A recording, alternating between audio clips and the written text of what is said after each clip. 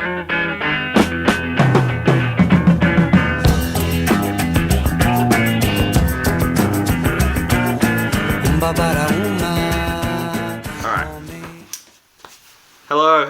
welcome back. As you may notice, someone new is in the video. This is Ben. Hi. We just had a bit of a listening session, and it's now 1:25 in the morning. So it's been going for a while? It's been going for a while, yeah. We've been doing this sort of every night for the past 3 weeks, I guess, because I've had the apartment to myself. Twice last weekend? Yeah, twice last weekend, so just spinning records, and you've been bringing things over here, and stuff like that. So we thought we'd do one of these, record one. It's been good. Yeah, we tend to try and find links between what we're listening to, and it's weird how often we can actually do that. It's quite strange.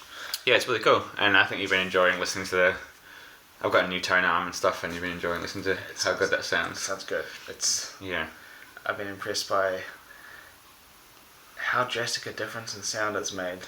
Even on records that you know. Yes, you know. but I have missed a few upgrades to yours. Yeah, I know, yeah. So there are a few bits on the journey, but yeah. It's definitely, I'm impressed by it still. Hasn't worn off yet, but it's been good. Yeah, so Ben and I often hang out and go to gigs together and stuff, and yeah, it's been nice to just not go. Well, I went out twice last weekend, didn't we? To 2 shows. Well, I was just about to say we haven't been to a gig in a while. No, we went to Warpaint on Friday and Speak the Horses. Yeah, you can put the coffee down. I think it's too sensitive. Yeah, so basically we've got a stack we're going to go through and talk about what we liked and what we heard and stuff. So I pulled this out because I know it's a really good sounding record, and you'd only heard of the name. Yeah, and it was because we'd plugged in different speakers initially. Yeah, so we tested out Ben's speakers compared to my speakers, and we were just playing around with that. So yeah, this is sort of a kind of Americana sort of record, but it sounded really, really good. It's known for sounding really great. I've talked about this before, but yeah. I wouldn't say country, so it's not... Yeah, but is it Americana? I don't know.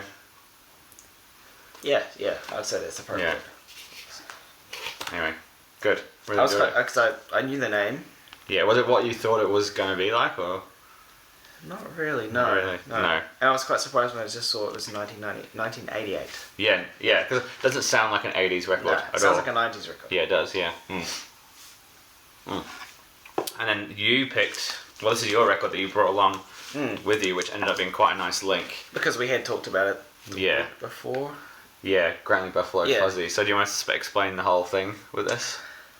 With this particular pressing? Yeah, you said that. Yeah, it's a weird one because I have an original pressing and this music on vinyl reissue, and I couldn't decide which one to bring, and I brought this one and ended up being slightly disappointed by what I played because it's got a few weird alternate takes of particular tracks, which is kind of like unexplained how they ended up here. There's no official explanation, but they're like studio recordings of tracks that they decided not to use on the album. So weird. Somehow they've ended up on this reissue. And there's no mention anywhere of it being different. It's weird, and even I don't know if it's the drummer or the bassist or the guitarist. He's made comments on Discogs about like, we recorded these in the studio, but we didn't use them. Really unsure how they ended up here, but they're there. And I was vaguely disappointed because there's one particular track, which is the single, Fuzzy. Yeah, Fuzzy, yeah.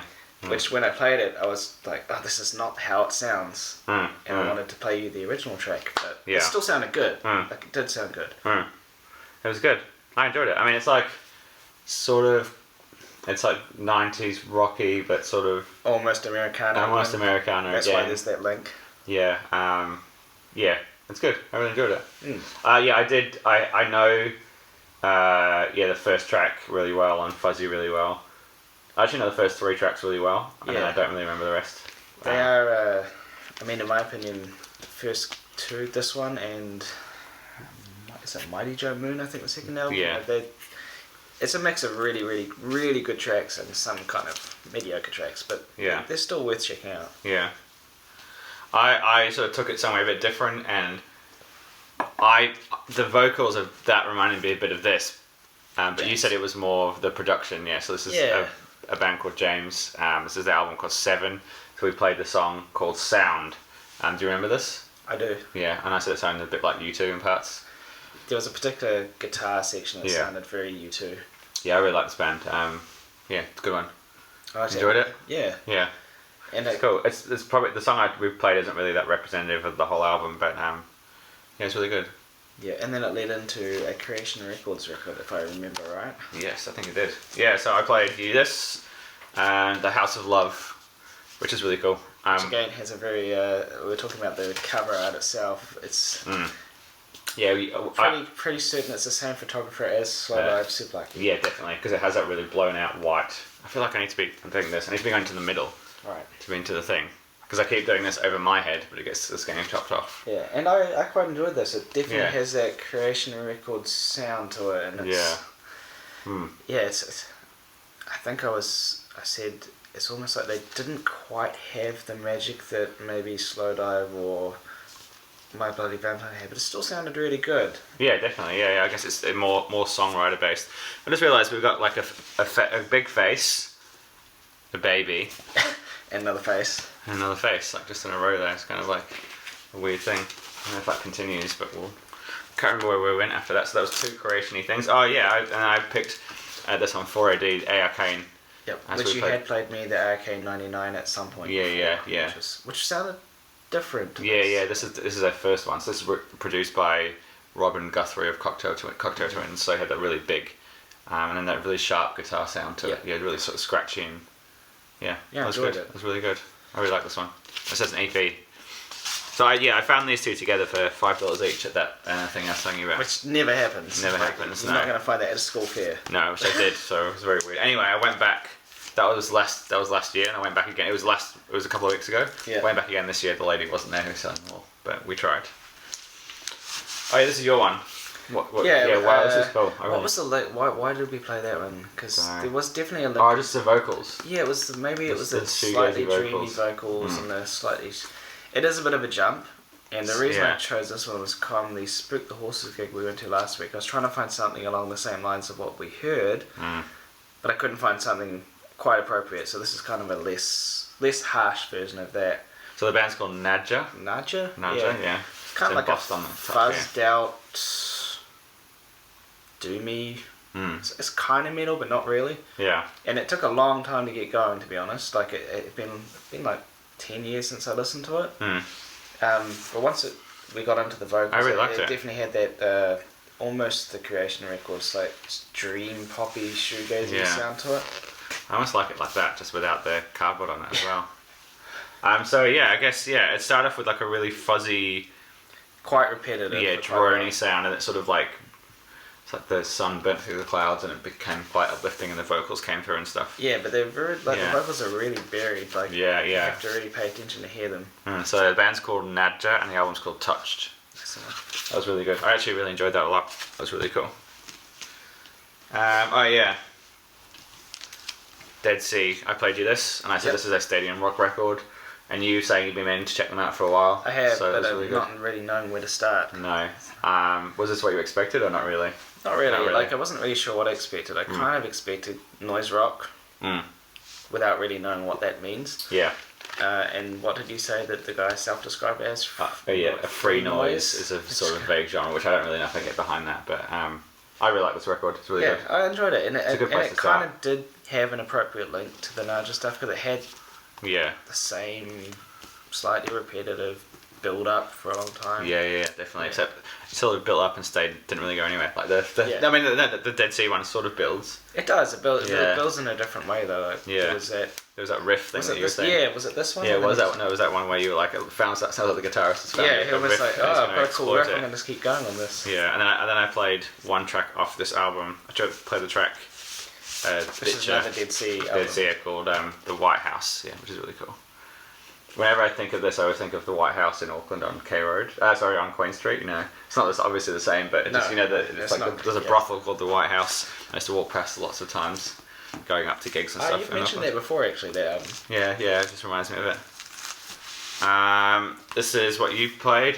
Which was a link again. It was sometimes we have to make a little bit of a jump, and this was, I guess, because the Dead Sea has no vocals and it's more. Ambient's not the right word. It is free noise. I guess it's just sort of ambient electronic-y. Yeah. The reason I Bit chose this one tangerine. was a comment James made on something I saw a few days ago on Facebook. Yeah. How you like the band, and I thought, okay, this is not quite their usual material, because the usual material is like black metal, I guess. Can you say the band name? Wolves in the Throne Room. Yeah, that's right. And this is Midheaven record label, I've heard of that. Yeah. They do quite a few things. well, one of these, I think it was one of the albums we chose later. It's on the same label. Right.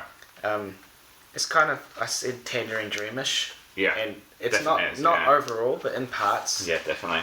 Yeah, it was really cool. Yeah, it's an album apparently composed out of elements from their previous album.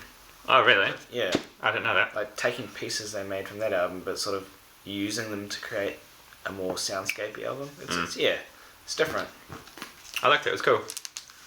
Oh yeah, that's my weird link into the Harmonia record. Yeah, It's I thought I'd play a very this. cool cover, like Yeah, really cool like cover. that grid mesh. Yeah, and just we played the first track, Watusi, which I think is really weird, really unusual. And there was a link, like it did Yeah. definitely have similar elements to it. Definitely, yeah. But it's way more. Did you like it? You enjoyed I it? did. It's way more krautrocky though, but Yeah. not quite. No, yeah, definitely. Yeah, I think this is an amazing record. Really cool. That's just a reissue. Oh yeah, and then you picked out, this was yours. Boards of Canada. I really enjoyed the track. I assumed you played And I think the first track? Yes. Yeah, Dave and Cowboy. I Yeah. think the only link really was the fact that there's no vocals. It's just instrumental music. Good old Warp. Yeah. Cool. It was it was a choice that was went on. I was pretty sure James was aware of Boards of Canada, and he was. Yeah, but I just hadn't heard this one. Yeah. Yeah. It was just like, what can I bring over that's kind of like a good example? Yeah. It was Kind really of- cool. Yeah. This had a lot more guitars than I was expecting in it. Yep. Yeah. All the production was way more focused on the guitars. Which is weird because it's not necessarily something that would. If you looked across all of their catalogue, there's not that much in terms of guitars. No, But yeah. that track in particular is. Hey, this was yours as well. Yeah, Double that was whammy. again a big jump because Yeah. it was based on another comment James made today about liking hip hop but not necessarily knowing much. And I don't know much hip hop either, to be honest. But Yeah. I do have this album and a couple of others by Doom. Yeah. And Oh, do you? Yeah. Yeah. And for me, it was more. I find a lot of the sampling and instrumentation to be really interesting. And so we played. I mean, they're all really short tracks, so you can't really choose one. So we Yeah. just played a couple from the first side. And yeah, it was good. I really enjoyed it, but I also fell asleep. Yes. At the same time of enjoying it, so it sort of set me away in a lot And it's of it. not necessarily relaxing either. No, It's just to be fair, it was like at about 12:30 at night, so true. about an hour ago. But yeah, no, I really enjoyed it. It's not relaxing. It was a really big production on here. It was really punching. Yeah, it's There's not 22 tracks on here. Yeah, look Yes, at it. they're all really short. Myself in the face. That was good. And then I sort of woke up and decided to play this. And NAS record, it's a favourite I've talked about before. Which I really liked. It You was, really like it? Yeah, all of it's really good. I couldn't decide what to play. I could have picked pretty much anything off here. And I knew, well, nothing about it. I know, I've heard the name. I know the name of the album. But I was quite surprised when I looked inside. I was like, this guy looks like a kid. Oh yeah, I yeah, thought yeah. it was. Yeah, on the inside sleeve, yeah, But from the definitely. actual sound of the album, it sounds way more Yeah, mature. it's pretty well realised as an album. Like they've sort of got a whole, it's very well produced and stuff. We're kind of flying through these. Yeah, but it's gone a lot quicker than I thought. Yeah. Means we can probably include the Kate Bush. Yeah. So I recently picked up the reissue of Hounds of Love. So this one is done by Kate herself on her own label, Fish Records. So herself and somebody else, I've forgotten, remastered it together, and it sort of meant to sound the way she wants it to sound. And this is a Japanese original pressing, so we did a bit of a comparison between them. It was a blind test for me. So It was a blind test for you. Didn't you. tell me which. I picked it. Yeah, you weirdly picked it. So I said, can you hear which is better and which is worse? Even just looking at on screen now, I can see the print quality. And of I don't think the there is. reissue. I don't think there is a better or worse. To be honest, it's more. Yeah, they're very different. Yeah. So I've still got to decide what I want to keep. I think. I mean, it's easy to say I prefer than this one because it's a new mix and I can hear different things. Yeah. So therefore, I'm hearing things I hadn't heard before, so my brain tells me it sounds better. Yep. Which isn't necessarily true. It's just It's a Japanese '80s original. It sounded Yeah. harsher, but it's not quite the right word. No, but got punchier or something. Or, Yeah, so it had more. harsher and louder. clearness. Yeah, it had different things in each one. Like the second one, the reissue sounded softer. Yeah. With more detail, but flatter. Yeah, definitely. Those things don't sound like they actually make sense to me. They do. But it does. Yeah. Yeah, and there were certain elements towards the latter half of the track, running up that hill. Yeah. I heard way more things in the reissue than I heard in the original. Yeah. But there were certain elements of the vocal performance in the Japanese pressing that sounded way more interesting. Yeah, I agree. Yeah, it's weird. Like it's the same song. Not a huge difference in the mix. Yeah. But there's enough difference that it's going to be a hard choice if you want to get rid of one. And as you know, I'm not a person that keeps duplicates, so no, it's weird. It's weird to see you with a duplicate. Yeah, I know. It's probably done. Yeah, I might have a couple. Maybe not. I don't know. Not really. Yeah. Yeah. So you've got a tough choice to make at some point. I know. I don't know. We'll see. So that was interesting. So yeah, I don't know. I don't know what to expect, but yeah, it's very different. A very different mix. We've sort of got a bit vague here.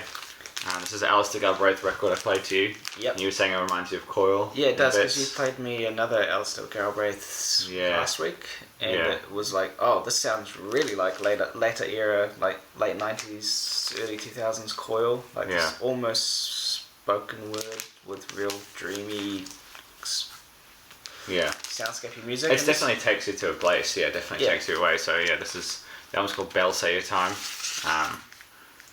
Cool label. Yeah, very cool label. So that was good. Yeah, I'm quite keen to check out more now. Yeah. They played a bit of this, and this was sort of starts off really drony and then gets sort of like acoustic. Yeah, that was an interesting one. Like the first, it's weird. You played 2 tracks. One was quite noisy. Is not the right word. It's like one was a lot harsher, and the second one was way more laid back and more like guitar based, I guess. But they both had the same structure to them in a way. Yeah, definitely. Yeah. This is called It's Clay quite hard to describe. Yeah, it's really nice. It's really cool. I was saying before, it gets into like sort of like field recording territory and stuff, and they go down to the beach and record a whole bunch of stuff. Which isn't what I heard, but no, we just didn't get there because But yeah, there we go. And then we got 2 more. Yep. Because we have gone through this very quick. Oh, it's 17 minutes though. Yeah. That's probably about right. Skeptics. Yeah, so it's... Which is another interesting one, because we were talking about them earlier today. I almost bought a Godfish record from the record fair. Yeah. But I don't. Yeah, we went to a record fair today as well. I should have said that. Yeah. And you mentioned how... Yeah, bits of it reminded me of... Yeah, I was saying how I could see how how Skeptics sort of came around and how Godflesh is so popular here. Yeah. Especially in Wellington because, because of these guys. I had never thought of... I've listened to Skeptics before on James's recommendation, and I liked what I heard. And he gave me a really cool 10-inch that they put out, which was, again, different to this. But as soon as he played it, after his comment about Goldfish, I can see the link. It's not quite the same. It's almost like a slowed down Godfish, and not quite as heavy, but it is heavy in a way. Yeah, definitely. Yeah. I can definitely see the similarities. Yeah. Which I never would have seen if he hadn't put that comment on, which is weird. It's the guy that had the pie shop. Oh, is it really? John Hamilton, yeah. Side note. Yeah. There we go. New Zealand musician pie shop down the road. Yeah. So there's a guy. It's a bit of a famous musician. Well, it's actually closed down now. It's become a place that sells curry and pizza. And it's called Curryzza. And like, I was like, do they sell pizza and curry? But actually they sell pizzas with like curry flavoured. Weird. And I was like, oh, and I looked on the website and the pizzas are quite expensive. So, and they sound quite gourmet, so either it's going to be just expensive and bad, or like really gourmet and kind of nice. You have to try at some point. I'll have to try it, but it's like, I think it was honestly like $24 a pizza, and I'm like, it's pretty expensive. It's got to be good for that. Curryzza. Curryzza. I feel like if you want to buy curry, you go to a curry house. If you want pizza, you go to a pizza place. You wouldn't go to a place that only does half of each. It's like a real niche. It is. I mean, it makes sense. So I thought they were going to sell curry and pizza, and that's what my whole argument. But now I can see that they're together. I don't know. I will try it and report back to you and everybody watching this. This. I was looking forward to listening to this one the whole night. Yeah, this is Fire with Jim O'Rourke. It's called Released, and I just want to read out the track title. So the first track is called Are You Both Still Unreleased? Please, I Am Released. The second track is called By Whom and Why Am I Previously Released? Yeah. I don't know. What do you make of that? Yeah. Yeah. James sent me a link to, I guess, a Fire Orchestra track from a forthcoming album. Or Oh, it just came out. yeah, Came out. and I really liked it. And, Yeah. because I've been I've been very curious about jazz music for a while, but not knowing where to get into it. And I'm not necessarily sure whether you'd call this jazz. Yeah. But It's got saxophones. yeah, it's way more in the Twin Peaks end of the jazzy sound, like a bit more atmospheric and just interesting. Yeah. Yeah. But everything's played for me from this band or group or collective has been amazing. So, and I haven't listened to much. I haven't been buying many records for a while, and I'm pretty sure that the next time I start buying some, it's going to be some Fire Orchestra stuff because I'm curious. I want to check out the rest of it. Yeah. I need to buy the new album. Actually, I really should. I shouldn't have bought those records today. I should have just bought that. Off the bits of that. Yeah. I really like what I've heard from them so far. It's sort of like, it is jazzy in the sense that it's quite controlled chaos in a way. Yeah, definitely. But it's quite atmospheric at the same time. Yeah, the bass really kept that one in the groove, I think. Yeah, no, I've been playing quite a lot of jazz, I think, the past few weeks. Just like there's been quite a bit that's taken my fancy, I guess. I mean, I only own one jazz comp on James' recommendation, which is the We Out Here. That's the UK one. Which is again quite super different. Yeah. Should play that again. Actually, I haven't heard that in ages. But yeah, Fire Orchestra. I'm gonna get that. There you go. Open your wallet. Soon. Yeah. So there you go. So yeah, we just thought we would do this because last week we had a really good session and everything flowed really well. And and we had less records to go through tonight, but it still ended up being quite a long session. I guess we got back late. I went for a drink beforehand, and that was nice too. Like we went to it's called Garage Project. Yeah, a couple of tasters, some interesting beers. It was nice. It was good. And here we are. Now it's 1:45. Still wide awake. Are you wide awake? I'm I've this coffee. Yeah, I know. I'm okay. Yeah, I'll see how I go. I never normally have coffee this late. I was just spur of the moment. It's interesting too, because like every time we do one of these, I'm like, I've run out of things I can bring over. Like I can't bring over. You always find more stuff. I always find more stuff. Yeah. Like, I spent quite a while this afternoon trying to think, what can I bring over? And I mean, it feels like I didn't bring much, but it's still... No, you brought enough. Yeah. Just gotta remember to take them home. Yes. Yeah. So that was that. Hope you enjoyed. So yeah, this is Ben. That was it. It's the end. That was easy, wasn't it? Yeah, it's not so bad. Just once you start talking, you sort of forget that. It's just easy to get into the groove. And also not looking at the... It's the weird thing, seeing yourself in the thing. Alright, I'm going to end it. Alright guys, thank you for watching. I'll see you all soon. Good night or good morning. Yeah, wherever you are in the world.